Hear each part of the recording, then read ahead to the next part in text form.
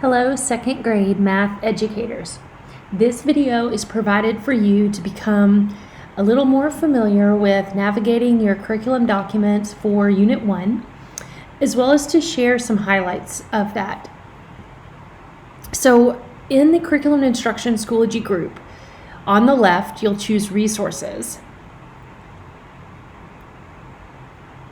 then Curriculum Documents, Elementary, second grade, and inside the mathematics folder, you'll see this, an updated Google drawing as a landing page for your second grade math curriculum. Across the bottom are links to the Google documents that are organized by the units of study. So let's take a look at the first Google document on Numeracy to 100.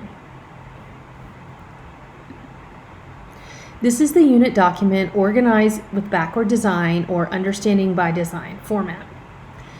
Stage 1, the desired results, is what we want our students to know, understand, and be able to do as a result of learning this unit of study.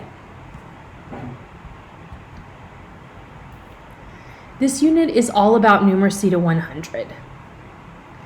And you'll notice there's a new section that I have updated this summer with unit considerations. These are sections that align to the weekly scope and sequence with information for you as the educator. Speaking of the weekly scope and sequence, you'll see that each week of our curriculum has been organized with both the math standards or TEKS and the English language proficiency standards so that each week includes a content objective and a language objective. Back to the unit document, the first section of this unit is about bar graphs and pictographs and recalling basic facts within 20. You'll see that recalling basic facts within 20 extends multiple weeks. That's because we want our students to build fluency with those basic facts. Related to that, I encourage you to not utilize time tests as much as possible. We do want them to build fluency, but we don't want the students to experience unnecessary negative anxiety around math when rushing when they're not ready yet to show automaticity of their facts. In order to help support them build their reasoning strategies and build that fluency, there's actually a developmental progression of learning those. The students don't memorize all the facts all at the same time. This is a link to a keynote to provide you background information for a progression to follow. That keynote looks like this. And it walks you through, as the educator, the order that makes most sense of learning the addition and subtraction facts. Students don't have to hold exactly true to this, but I encourage you to slowly scaffold the addition and subtraction facts in this way rather than include all of them all together at the same time.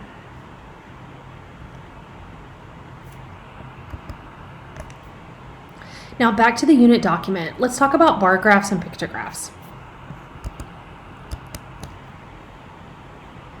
Included in the curriculum documents is this pages file for you as an educator to better understand data analysis and graphing at the elementary school level.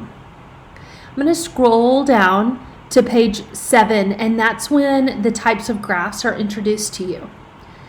In kindergarten, the children learn about real object graphs, and then pictographs into kinder and first, and bar type graphs in first grade. Now, beginning in second grade, the students experience bar graphs. They're more abstract than bar type graphs because the students may need to interpret the length of the bar in order to determine the number of data points. I encourage you to ask questions like, what do you notice and what do you wonder? Ask the students to tell a story with the data, like why, what if, and why does this matter? Use vertical categories and horizontal ones too. This is the page about pictographs.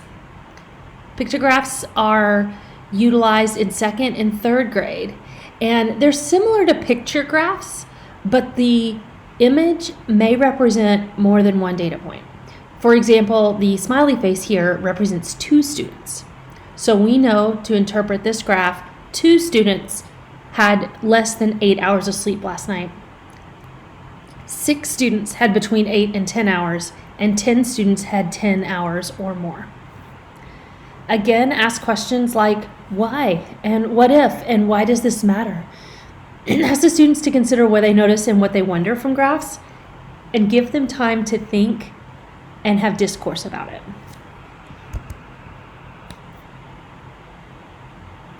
Following the week about bar graphs and pictographs comes composing and decomposing to 100.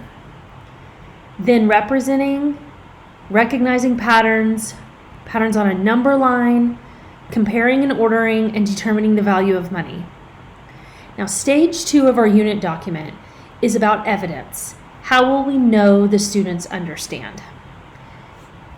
Similar to the section above and aligned to the weekly scope and sequence, here are some ideas for performance assessments or tasks to be able to determine if the students understand.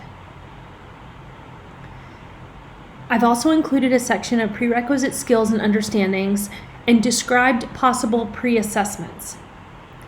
This will be very important as we move into this school year and as we consider forming small groups based on academic readiness. Stage 3 is the learning plan. What learning experiences are you going to design so the students are able to know, understand, and be able to do the math in this unit? Again, aligned to the weekly scope and sequence, here are sections of topics with links to sample learning experiences for you to consider. I've worked this summer to clean up this section and to provide you with the highest quality of resources to consider.